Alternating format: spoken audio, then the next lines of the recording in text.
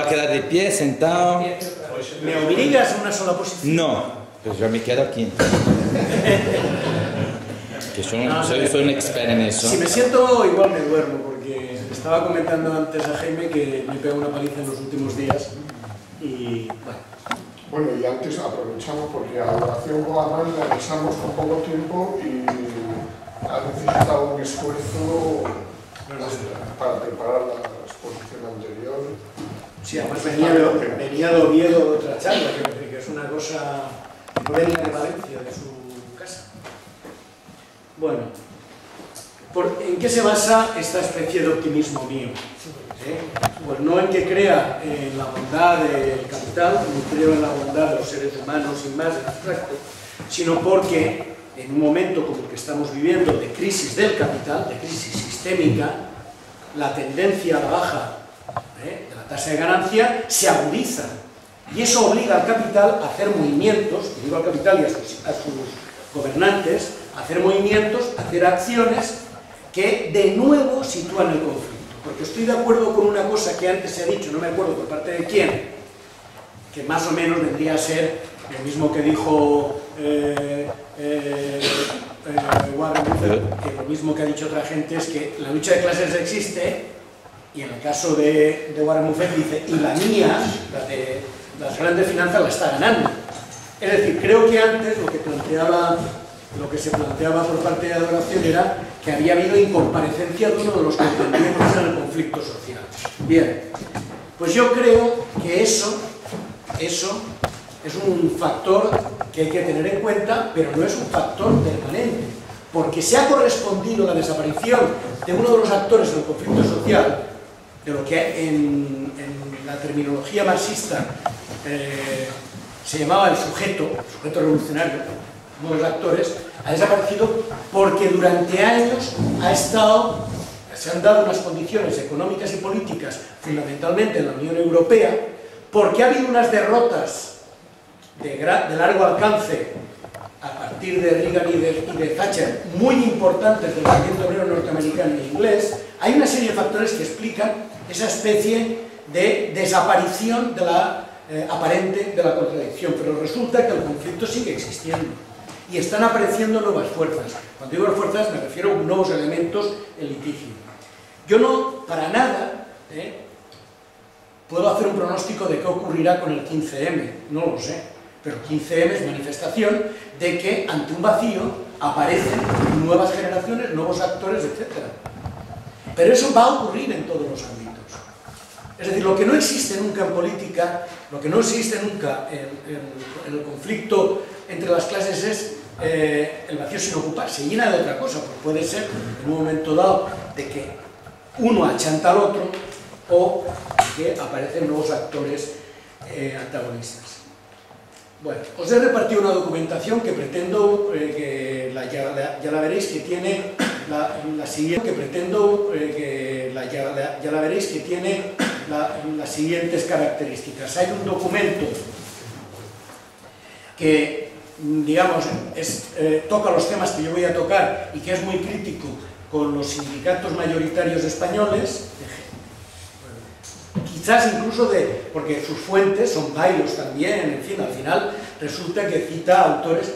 Otro documento que es una selección de textos de la Fundación 1 de Mayo, con lo cual tenéis ahí la opinión reflexiva de lo que podríamos llamarle la dirección o la opinión mayoritaria dentro del Sindicato de Comisiones Obreras, y un tercer documento que en este caso es para hablar solamente de la relación entre clase obrera y ecología, porque es uno de los temas que yo he trabajado y que me parecía interesante porque es uno de los temas más importantes a futuro, en mi opinión. Bien, y lo que os voy a plantear es desde los problemas del sindicalismo. Es decir, antes Adoración se ha podido hacer, aprovecho para decir una cosa que no estabas en ese momento, que me has ahorrado muchísimas de las ideas que iba a plantear, y entonces lo que hacía era mirar un poco, por así decirlo, desde fuera, a ver qué cambios ha habido en las relaciones laborales, en la respuesta del actor organizado, en este caso los sindicatos y tal.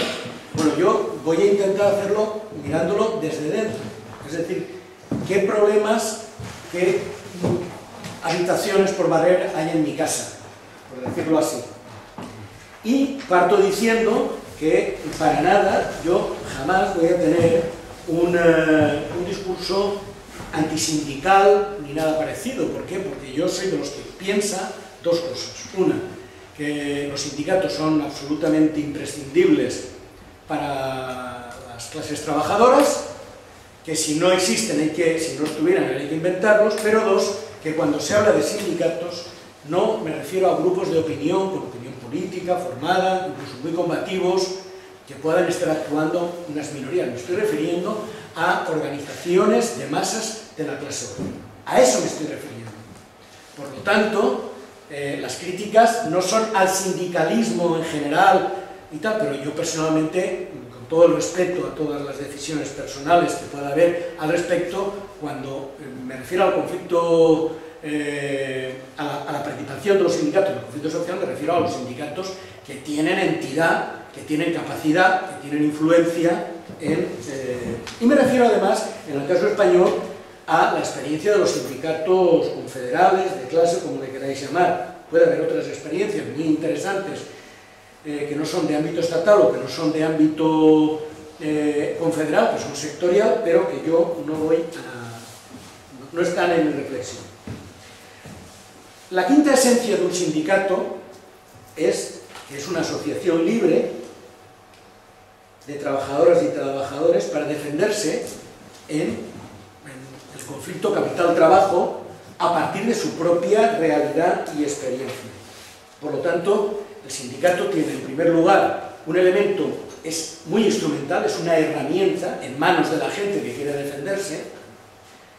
Segundo, no hay que mitificar el sindicato es la asociación de las gentes que se reúnen en infinidad.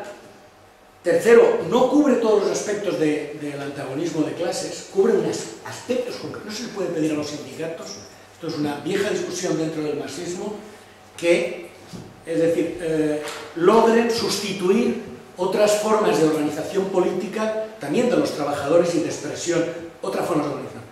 Los sindicatos tienen límites en ese sentido, incluyendo sindicatos que fueran sumamente implantados en la clase obrera, no pueden abordar tareas de confrontación definitiva o antagónica total con el capital.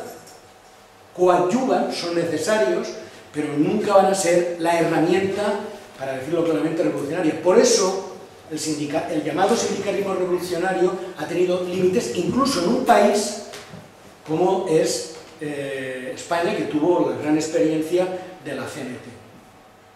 Bien, creo que articular el conjunto de la clase obrera en todas sus variaciones, o de las clases trabajadoras, en el enfrentamiento con el capital, no se agota, no para en el sindicato. Pero dicho eso, sin embargo, resulta que son fundamentales en varias cuestiones. En primer lugar, porque, ya se ha hablado antes, la defensa del salario y la defensa de las condiciones de trabajo, de la organización del trabajo más favorable a los intereses de las y los trabajadores, es función primaria del propio sindicato. Temas de jornada, no voy a extender.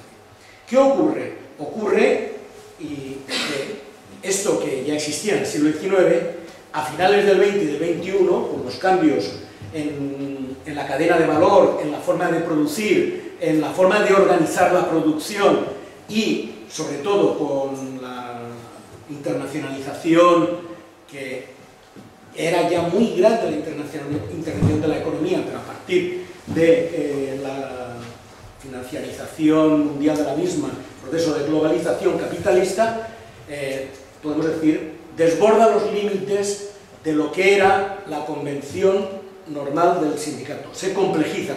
¿En qué se complejiza? Pues diríamos que las nuevas exigencias para el sindicalismo le obligarían a ser una organización global, que no lo es. O sea, no lo es. He dicho que no puede ser la única organización ni la que toca todos los temas, pero sí que le exigiría una un salto en dos cuestiones, dado que la contradicción capital-trabajo también se ha complejizado a nivel mundial. Una es en los temas que debe de abordar, un sindicalismo estrictamente vinculado a la defensa salarial, pues podría llevar en el mejor de los casos a una buena defensa de los salarios de los agrupados y empleados, pero probablemente también a un corporativismo y a divisiones dentro de las clases. Pero además es necesario también que aborden nuevos espacios. Los sindicatos nacieron en las empresas, en una región, en un país, y fueron también hijos del Estado-Nación.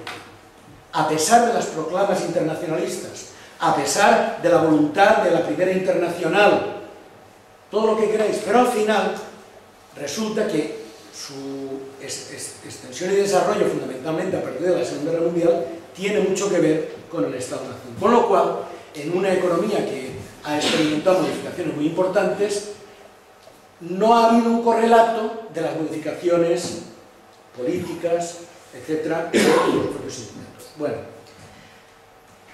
a partir de la Segunda Guerra Mundial en Europa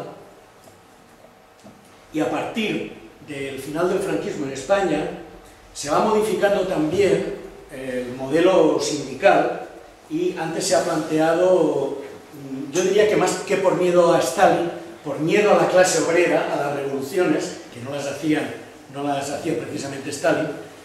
En Europa es verdad que el miedo a la revolución, a la extensión de la revolución, provocó que la alternativa del capital fuera el intentar la integración de la clase obrera en un proyecto común, etc. Eso estaba ligado a unas políticas económicas de corte keynesiano y estaba ligado también a una concepción que, en mi opinión, es la que ha entrado en crisis porque uno de los socios ha denunciado el contrato, que era la del Estado social de derecho, el Estado del bienestar. Esto, en mi opinión, ya hablar de esto hoy es hablar del pasado. Hay que prepararse en nuevos escenarios.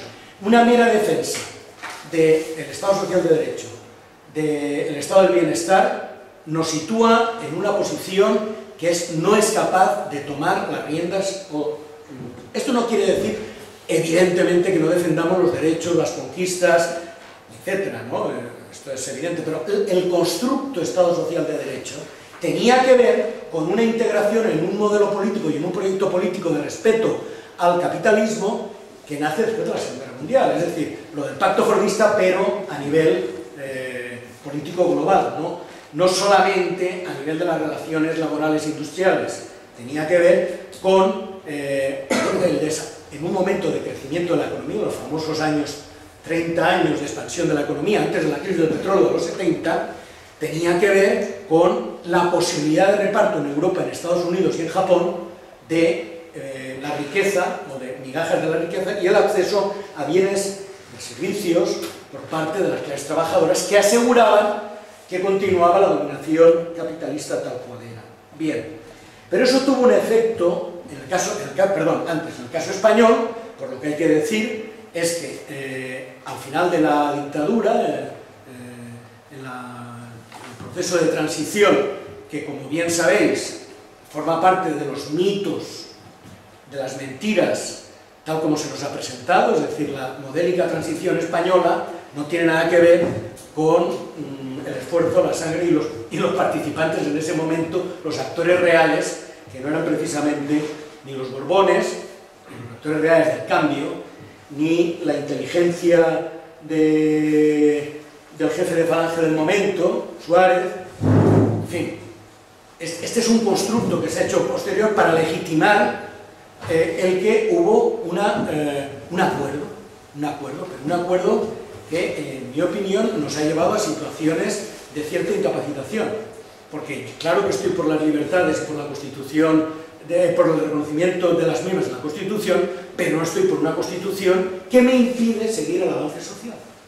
Lo dejo ahí, porque eso fueron los pactos de la Moncloa, fueron el origen de todo un viraje en la concepción de la lucha de clases en nuestro país, por lo tanto también de la lucha sindical, de manera que se privilegió el famoso consenso, que cuando se va al consenso, siempre se acuerda el punto menor, sobre todo si no está precedido el acuerdo de un proceso de cambio de correlación de fuerzas. En una correlación de fuerzas determinada acabamos, inicial, acabamos siempre cediendo las mismas y los mismos, porque nuestra fuerza no está en el hecho material del poder económico, mediático, está precisamente en que podemos revertir eso si ponemos empeño.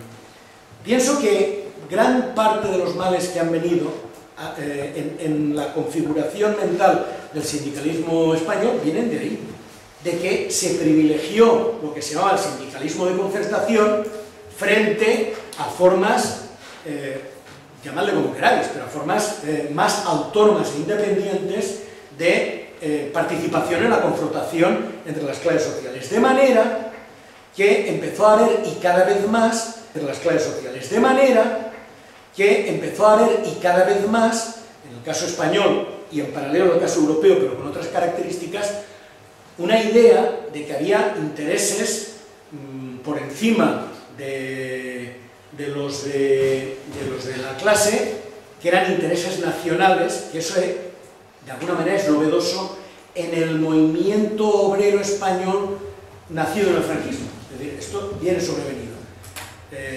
Acordaos, quienes siguierais el último congreso de comisiones en el que cambió Fidalgo por Tojo, en que hubo unos juegos de palabras sobre aquello de si yo defiendo al conjunto y además a mi clase, o defiendo a la parte y con eso defiendo al conjunto. Hubo unos juegos de palabras para no decir lo que se tenía que decir.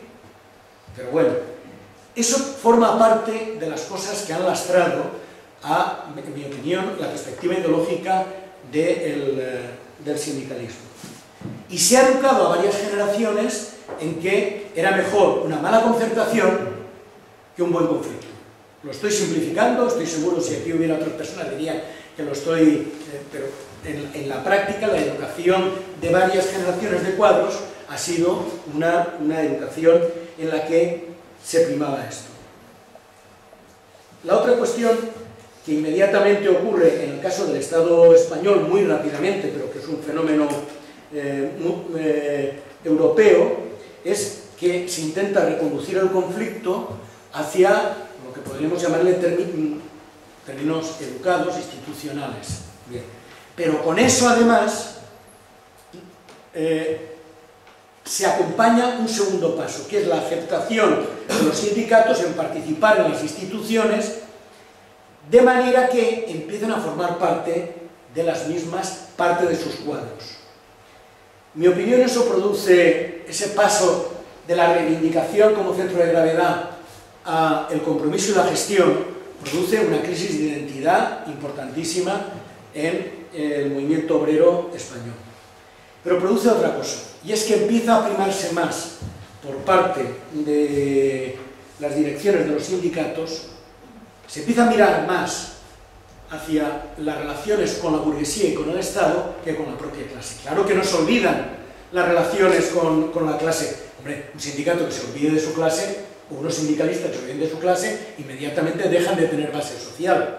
Pero ¿cómo configuran sus propuestas? Aceptando de entrada límites impuestos desde fuera de las propias necesidades del movimiento obrero. Esta relación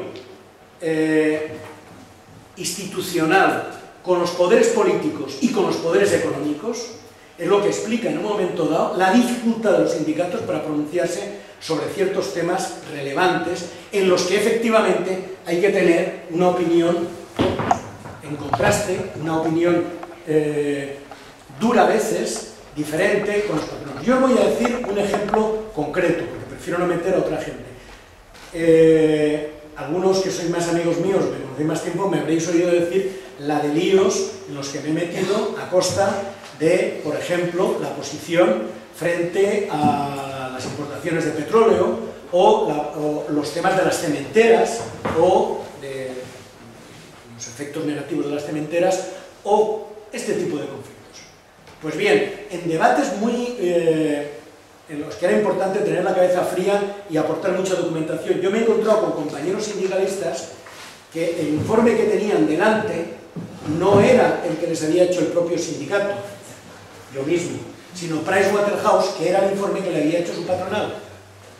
Esto ha ido produciendo una identificación en algunas prácticas sindicales con la propia patronal difícil de romper, lo cual no quiere decir que no haya huelgas, hombre, porque no aparte, pero dificulta tener proyecto político, proyecto sindical, como le queréis llamar, alternativo. Manolo, perdón, ¿tú vas a utilizar el...? No. Vale. Sí, sí. Lo termino de apagar. No, sigue, sigue. Bien. No gasta energía. Bien. ¿Qué es? ¿Cómo se explica que en un momento dado esto ocurra y no aparezcan más voces de queja? Llamadle así. Yo creo que es un proceso muy complejo, lo dejo ahí, interesante de analizar, pero que adopta una serie de formas. En la actividad cotidiana, en la actividad de cada día, ¿dónde está la participación cada día de la persona afectada en un ámbito sindical? Es más, el compañero del ayuntamiento antes hablaba de cuando nos llamaban a una asamblea de trabajadores, pero ojo, en un buen sindicalismo la idea sería que son los trabajadores los propietarios de la asamblea, no los convocados. Estoy haciendo ahora un juego de palabras para hablar a la patallana, pero es que dentro del sindicato ocurre lo mismo, cada vez menos hay actividad cotidiana, participación activa a nivel de empresa, sino que viene alguien y nos dice las cosas como están. Y no me estoy refiriendo a las compañeras y compañeros que hacen extensión sindical en lugares donde no está organizado el sindicato, que sí que es preciso que vayan a polígonos o que vayamos, vamos, a empresas, que son normal, porque es extender la organización sindical, sino en lugares donde hay organización, esa organización, antes se hablaba de la vuelta a la empresa, me parece muy interesante. Pero yo creo que hemos de hacer dos movimientos, volver a la empresa e ir más allá de la empresa. Pero de momento me interesa el primer factor, la empresa. Eso significa que el centro de gravedad tiene que estar en la empresa. El centro de gravedad de la acción sindical, el centro de gravedad de participación. Ahí tenemos un problema. Se han ido constituyendo unas élites que se han ido profesionalizando. Os lo digo porque yo soy asalariado del sindicato, pero como economista, no como sindicalista. Es decir, a mí no me pagan para que haga sindicalismo.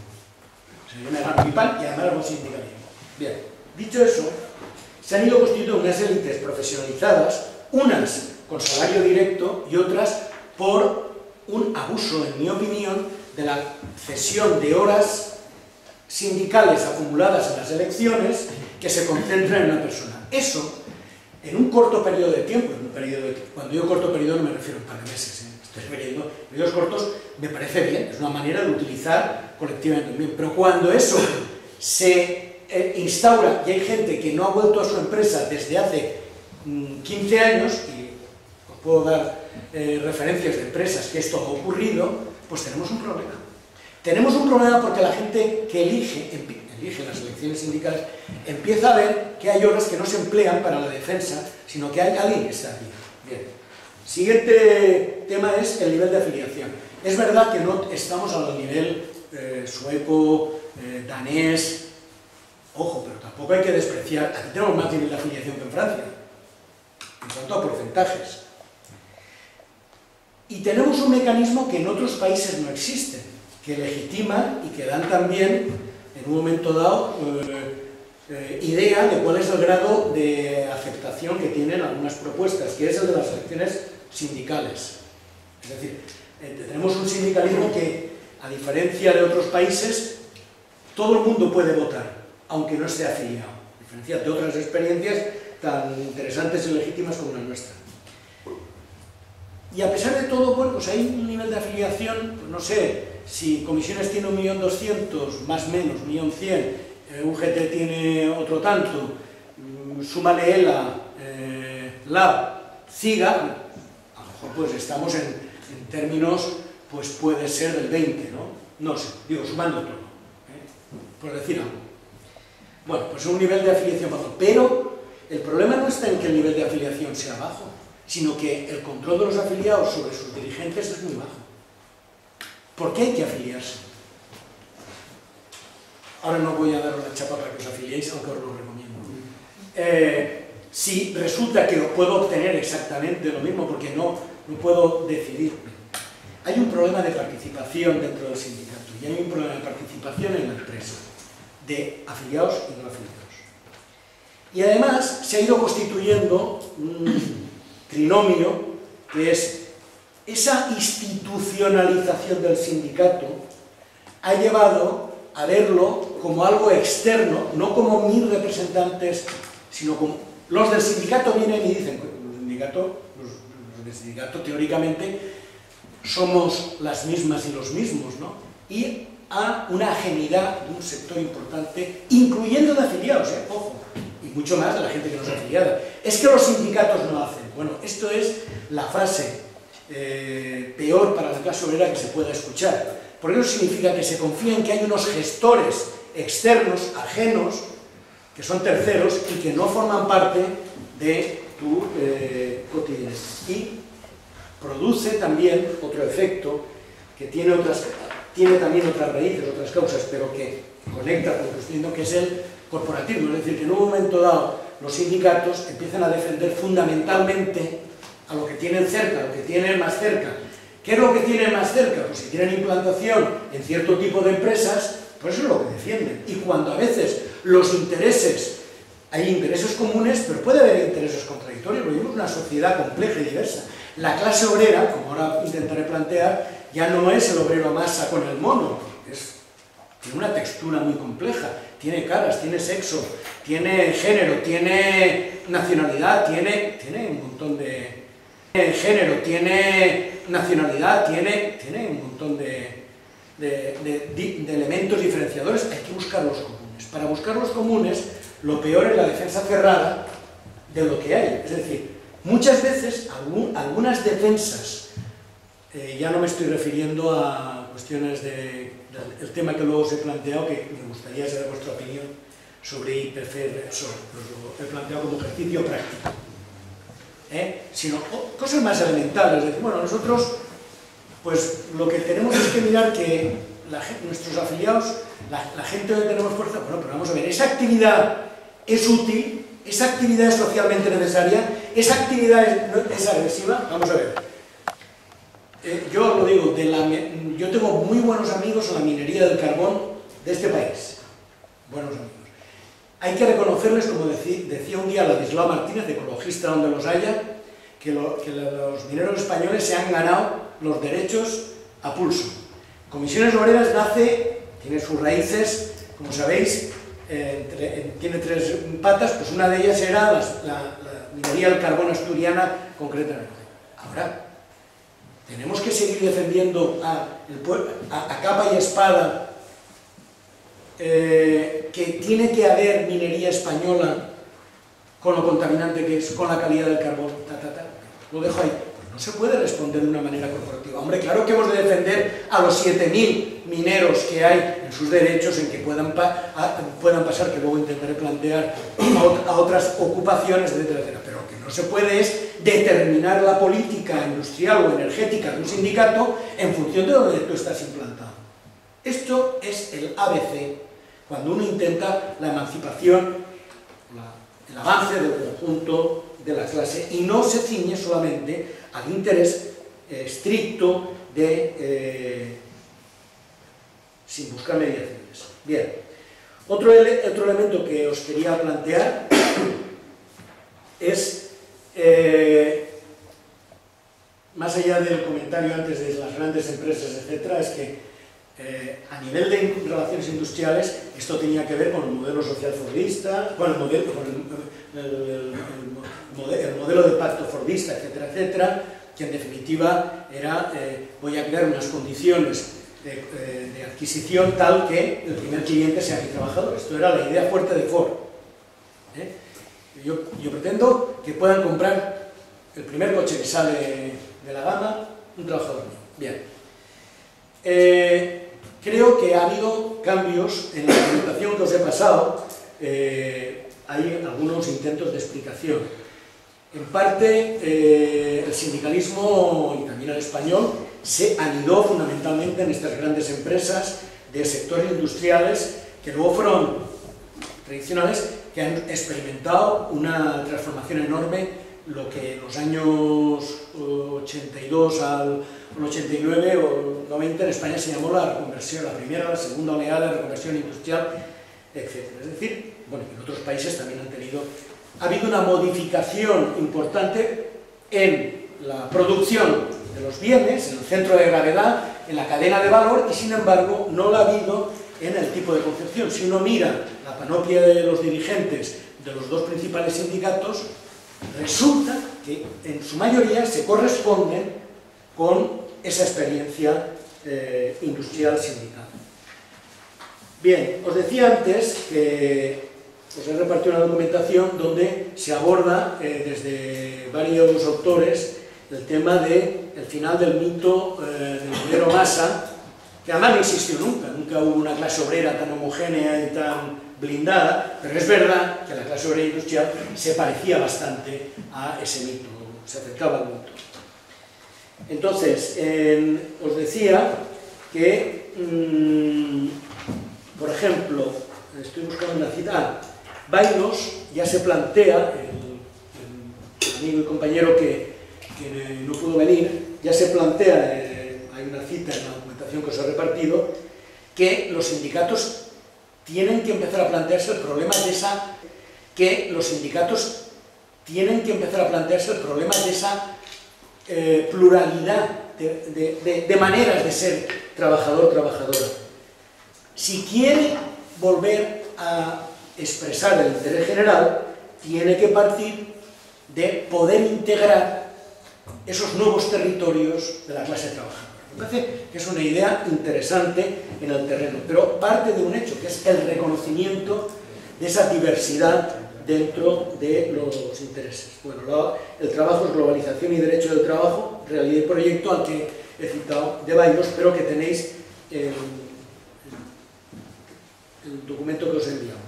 Y Cruz Villalón, también uno de los documentos que os he enviado, es citado diciendo que efectivamente la idea del trabajador masa y uniforme debe ser sustituida, como os decía antes, por un trabajador que tiene edad, sexo, posición, relaciones sociales, origen étnico y trayectoria ocupacional vital.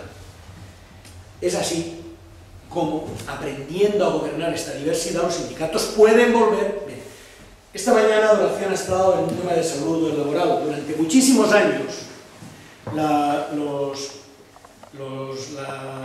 forma de medir la exposición al cuerpo del trabajador o trabajadora a ciertas sustancias y de poner los límites de exposición se basaban en lo siguiente: se cogía y se medía. En Estados Unidos todo el mundo medía igual, no, utilizaba las mismas medidas. Sobre un trabajador blanco, varón, de 80 kilos, de 35 años, ¿cuáles eran los efectos? Entonces decía, bueno, pues puede estar media hora ante tal sustancia, ¿no? Sin que dañe, sin que sea precursor de cáncer. Claro, si tú te vas a una mujer de 1,52, mexicana, de piel oscura, que tiene otro tipo de reacciones al esto, y de 58 años, pues tienes que los límites de exposición serían diferentes. Bien, pues este ejemplo os lo doy porque efectivamente se ha hecho más complicado, lo he intentado centrar ahora en un tema de salud, pero ocurre en todo, es más complicado y hay que aprender a gobernar eso. Pero además, en este proceso que os estoy explicando, o que estoy intentando exponer, ha habido cambios importantes en cómo se ve a los sindicatos. Ha habido cambios importantes. Esta agilidad de la que hablaba ha llevado a que, en la medida en que no había un repuesto de jóvenes trabajadores y trabajadoras durante muchos años en la producción, por lo tanto tampoco en los sindicatos, haya un corte generacional, hay un corte generacional importantísimo. Los sindicatos no son el lugar al que se dirige, en el caso español, de forma natural, un joven, como se dirigían hace 25 o 30 años. Es más, en aquel momento la dirección de los sindicatos estaba en manos, no digo el lugar de la Secretaría General con Redondo o con Camacho, sino me estoy refiriendo a la estructura en manos de gente muy joven, probablemente de la edad media vuestra un poquito más.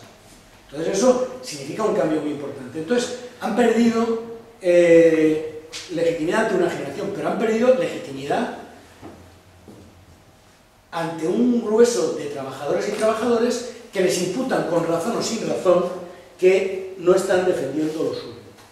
Eso significa que han perdido representatividad. Yo creo que no. Aquí tenemos un problema que podríamos analizar. Resulta que siguen siendo la fuerza, los sindicatos mayoritarios, más representativa a la hora de medir votos, la adhesión de la gente. Y el mismo que no está confiando puede en un momento dado darle su voto. ¿Por qué? Porque siguen conservando ciertos niveles de eficacia a nivel micro. Yo he estado criticando a nivel macro, pero a nivel micro hay que reconocer que si uno tiene un problema, lo que tiene que hacer es tocar la puerta del sindicato. Y eso es lo que explica que, al igual que prácticamente no ha habido incorporación de la nueva clase obrera española, vamos a llamarle así, que serían la gente que nos ha venido, que ha venido de Ecuador, de Marruecos, no ha habido prácticamente incorporación a los sindicatos. O sea, no están ahí ni ucranianos, ni rumanos. Hay alguna excepción en una fábrica importantísima de carne en Cataluña, donde los dirigentes son ucranianos y tal, pero es una excepción. Precisamente la sacamos porque es una excepción. No ha habido esa incorporación y, sin embargo, los CITE, es decir, las oficinas especializadas en la atención a los emigrantes, estaban a rebosar.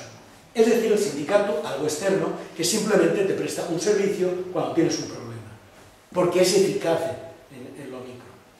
Más o menos, ya dependerá de manos de quién. Bien, aquí tenemos un tipo de realidad que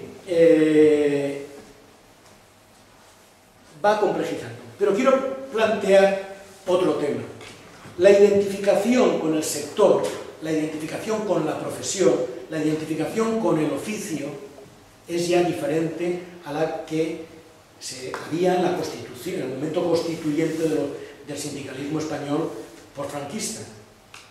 Porque mucha gente no trabaja siempre de lo mismo, incluyendo gente de la construcción, ni en el mismo sitio, ni en la misma región. Los vínculos, los lazos con la empresa han ido variando. Por lo tanto, también los vínculos y los lazos con las y los compañeros. Esto es desigual, por eso tengo que dar la razón al compañero que antes planteaba que hay grandes centros comerciales. Es desigual, pero evidentemente antes, yo creo que en torno a hace 20 años, la gente entraba, en el momento constituyente de los sindicatos españoles, alguien entraba en una empresa y normalmente lo que estaba ya es pensando cómo metía a su hija. O sea, las cosas eran así. En este momento hay gente que con 28 años ha tenido la suerte de tener empleo, pero no un empleo, 27 empleos de 1 hora o 2 horas. Hace poco en una oficina bancaria me encontré con una chica que yo conocía a sus padres y me dijo que estaba en una ETT que le llamaban diariamente para que fuera a un banco o a otro banco, bueno, una oficina o otra oficina, pero por horas, 2 horas, 3 horas. Esto significa que el grado, digamos, de cohesión que tiene con los compañeros menor, pero también el grado de enfrentamiento con la empresa tiene en medio, podemos decir, a la ETT, ¿no? Es decir, que no configura identidades, no configura... Pero podríamos decir que ya se ha acabado aquello de... está en términos de acabar, porque nunca se pueden hacer afirmaciones así. La realidad sigue siendo una realidad cambiante de aquello de los compañeros del metal. El metal, cuando todo el mundo estaba en la misma empresa y se conocían de un montón de años. Pero ahora resulta que habrá que pensar, por eso digo, hay que volver al centro de trabajo, hay que volver a la empresa, sí, pero al mismo tiempo hay que pensar en toda esa gente que es legión, que sus condiciones de trabajo no se dan solo con una empresa. Por lo tanto, hay que pensar también en un sindicalismo capaz de agrupar eso. Ya no te digo capaz de agrupar a los falsos autónomos, a los precarios, porque claro, si nos ponemos en plan estrictamente jurídico, un sindicato tiene que organizar a las y los asalariados. Pero es que cada vez más las formas de relación en el trabajo son más diversas. Es decir, los falsos autónomos es un auténtico problema en sectores enteros, son asalariados encubiertos. Que a veces, y en la época del boom de la construcción, muchísima gente trabajaba siempre, o de los muebles, ¿cómo se llama?, de autónomo, de transportista de una fábrica, y trabajaba solamente para esa fábrica. Lo único que ocurría es que encima tenía que pagar o hipotecarse para tener el medio de producción, ni siquiera se lo facilitaba. Bien, entonces, esta realidad que ya es bien diferente a la del obrero masa, pero eso implica también formas dúctiles, adaptativas de organización.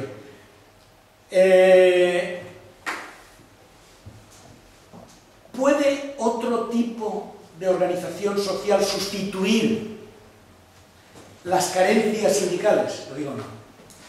O los sindicatos resuelven este problema, o el problema estará sin resolver. Desde otras organizaciones sociales, desde otros experimentos y experiencias sociales, se pueden hacer otras muchas cosas. Pero si uno va a hacer sindicalismo, va a agrupar a gente en defensa de su salario, su empleo y no sé qué más, tiene que acabar resolviendo el problema en los sindicatos realmente existentes. Bien. No convoca una huelga general quien quiere, sino quien puede. Quien puede, quiere. Y esto yo creo que lo tenemos que tener. Bien, hago un inciso para aclarar, porque es verdad que a veces la forma de hablar un poco sumaria impide el entendernos. Es cierto que el 15M y los movimientos sociales participaron, como se ha dicho antes, decididamente en esta huelga general, pero la diferencia está en que la identidad de objetivos y sobre todo la centralidad, el reconocimiento de la centralidad del papel del sindicato era diferente. No la voy a calificar. Es decir, hubo una convergencia en los hechos, en la práctica, alguna divergencia también en los hechos y en la práctica, ojo, pero no formaban parte, no se reconocían como parte del mismo proyecto, como en la huelga general del 88. No es así. Es decir, si acaso se sumaban, pero no formaban parte de ese gran río único que significó el 14D. Es otra experiencia. Yo no digo que las cosas sean mejores o peores, simplemente que las cosas son así. Bueno, me parece a mí que son así, ¿eh? Bien. Dentro de estas variaciones que está viendo, no son menores, y podéis ver en la página 176 del capítulo 2, parte tercera, que os he pasado, de unos extractos de la Fundación 1 de Mayo, de un sindicalismo para el futuro, un cuadro de Recio, es un cuadro antiguo, 2001, de Andrés Recio, muy recomendable leerlo, en el que explica los modelos de empresa-red, la empresa flexible, la contratista, las redes empresariales, las redes controladas por la esfera comercial. Parece interesante porque eso nos acerca para poder ver cómo las prácticas sindicales van a tener que ser bien diferenciadas, adaptándose a esa realidad. Nosotros no construimos la realidad en la que actuamos. Tenemos que intervenir en ella para modificarla, pero hemos de adaptarnos a la misma. Nada que ver con compañeros del metal de la SER, ya que es el ejemplo de cuando nos resfriábamos todas y todos, ¿no? Bueno, no voy a meterme en un tema que ya se ha tocado más que suficientemente, que es todo el tema de los cambios en la negociación colectiva. Me parece que... Bien, también os recomiendo de este Sindicalismo para el Futuro, páginas 183, 184 y 185, lo referido a la adaptación a los nuevos modos de producción, que tiene que ver, no solamente hay otros modelos de empresa, es que hay que ver que también hay otras maneras diferentes de organización del trabajo en las empresas. Es importantísimo. Antes me acabo de enterar de una cosa, porque uno se queda veterano y viejo corriendo con el tema ese de que yo pensaba que los reponedores de las grandes superficies eran las fábricas suministradoras y proveedoras, y ahora ha cambiado por un problema de que les es más barato que hagan la reposición los empleados del gran centro comercial, cada vez peor pagadas y pagados, que antes. Bien, este tipo de cosas tiene, bueno, pero qué importante, tiene una importancia enorme, enorme. Bien, porque a la hora incluso de la acción sindical tiene que ver con, bueno, pues tenéis ahí una clasificación de los retos que me parece interesante, en la que habla de profundización en la asimetría de las relaciones de poder, diversificación de la relación salarial, ojo, y además esto es lo que quieren imponer, lo que quieren imponer es, yo discuto con Ariel cuánto le pago, no discuto cuánto le pago, discuto con Ariel y aparte.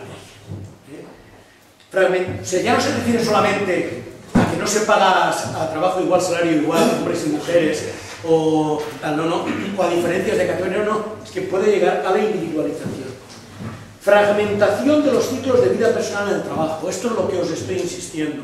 Una novedad, sobre todo la gente más joven que tenéis por delante, es que vais a tener unas vidas laborales que van a ser bien diferentes a las de vuestros padres.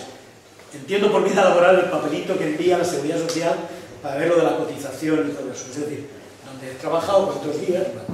La ruptura del monismo en la organización del trabajo y las condiciones de trabajo. La tendencia a la reducción del tamaño de las empresas y centros de trabajo. Bueno, aquí lo que habrá que ver es en qué sectores.